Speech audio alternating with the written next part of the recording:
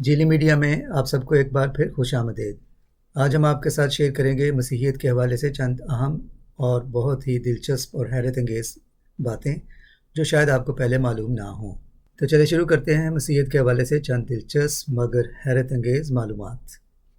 مسیحیت کو آغاز پذیر ہوئے کم و بیش 2000 سے زیادہ سالوں کا عرصہ گزر چکا ہے۔ مسیحیت آج بھی اپنے 2 بلین یعنی 2 ارب سے زیادہ فالوورز کے ساتھ دنیا کا سب سے بڑا مذہب مانا جاتا ہے۔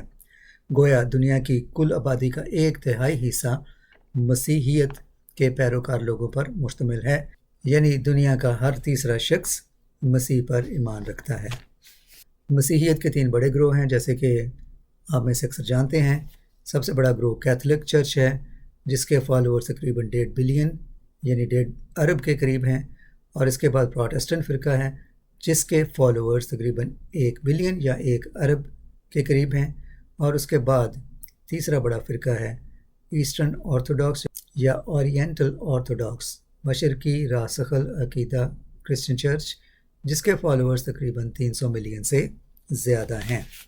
بنیادی طور پر ان تینوں بڑے گروہوں میں عقائد کے لحاظ سے کوئی بہت بڑا اختلاف نہیں ہے، اور تینوں بڑے فرقے مسیحیت کے بنیادی عقائد پر اتفاق کرتے ہیں۔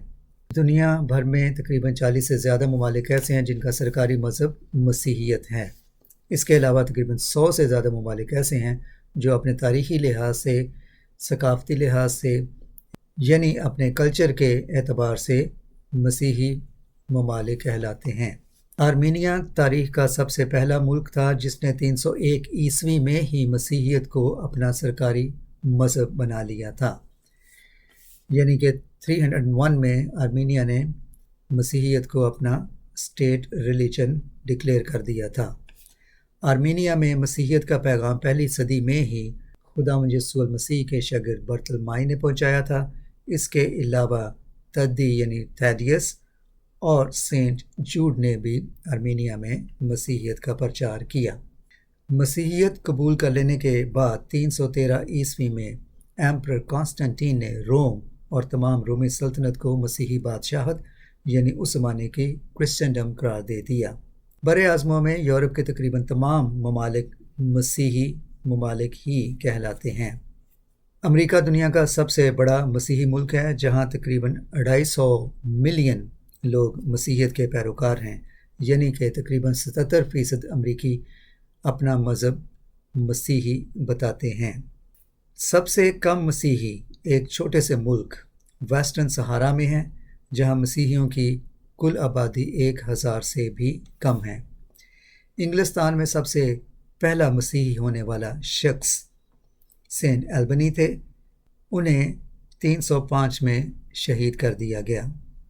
ایشیا میں واحد مسیحی ریاست یا ملک فلپائن ہے، جس کی اکثریت کیتھولک فرقے سے تعلق رکھتی ہے۔ فلپائن میں تقریباً 110 ملین سے زیادہ مسیحی آباد ہیں۔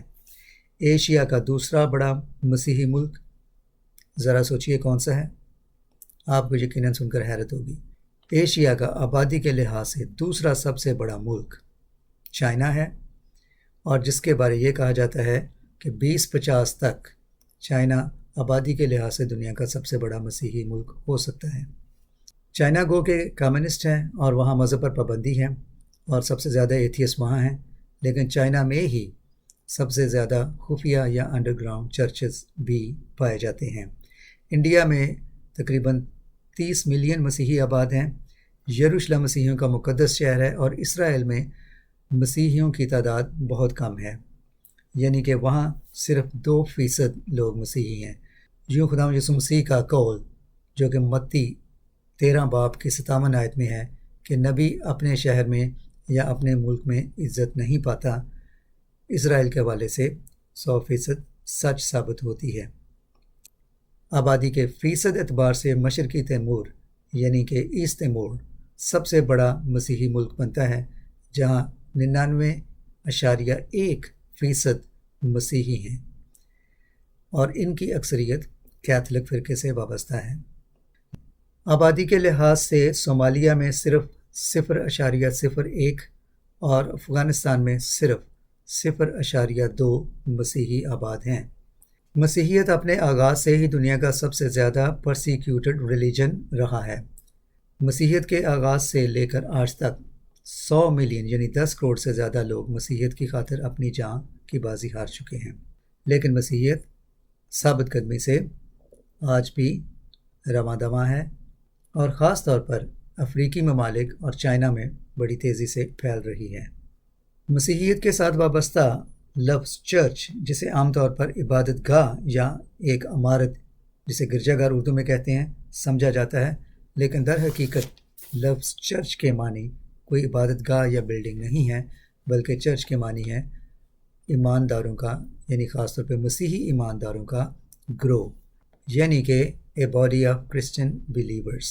دنیا کا سب سے بڑا انعام یعنی دا نوبل پرائز حاصل کرنے والوں میں سب سے زیادہ مسیحی رہے ہیں۔ 1901 سے شروع ہونے والے اس ایوارڈ کو جیتنے والے اب تک تقریباً 80% سے زیادہ مسیحی ہی رہے ہیں۔ ان میں دنیا کے ٹاپ سائنٹسٹ، مفکر اور دیگر شعبوں میں نمایاں کارکردگی دکھانے والے شامل ہیں۔ ساری دنیا کو سائنس کی ایجادات کی بہت سی نعمتیں دینے والے اکثر مسیحی سائنسدان اور انوینٹر ہی تھے، اور دنیا کو بجلی کی نعمت دینے والے بینجامن فرینکلن اور مائیکل فیراڈے تھے، اور ساری دنیا کو روشن کرنے والے تھامس ایڈیسن تھے۔ اب ذرا سوچیں، مسیحیت کے بغیر دنیا کیسی ہوتی؟ دنیا کا سب سے بڑا ہیلتھ اور میڈیکل کا فلاحی ادارہ ریڈ کراس بھی مسیحیت سے ہی تعلق رکھتا ہے، اور اس کا سمبل کراس دراصل مسیحیت ہی کی علامت ہے۔ ریڈ کراس یا کراس یعنی سلیب کے حوالے سے ایک اور ویڈیو تیار کریں گے جو آپ کے ساتھ شیئر کریں گے۔ اس میں ہم کراس یعنی کہ سلیب کی تمام تاریخ بیان کریں گے، اور اس کے علاوہ آپ سے ہم دنیا پر مسیحیت نے جو احسان کیے اس کے حوالے سے بھی ایک ویڈیو تیار کر کے شیئر کریں گے، یعنی کہ مسیحیت کے دنیا پر احسانات۔ تو آئندہ آنے والے 2 ویڈیوز یعنی کہ سلیب کی تاریخ اور دنیا پر مسیحیت کے احسانات، ان کے لیے انتظار کیجیے۔ جلد یہ ویڈیوز بھی آپ کی خدمت میں پیش کر دیے جائیں گے۔ دیکھتے رہیے انجیلی میڈیا، سبسکرائب کیجیے اور شیئر کیجیے یہ ویڈیو اپنے دوستوں کے ساتھ۔ God bless you all. Thank you for watching Injili Media. We appreciate your feedback and your support.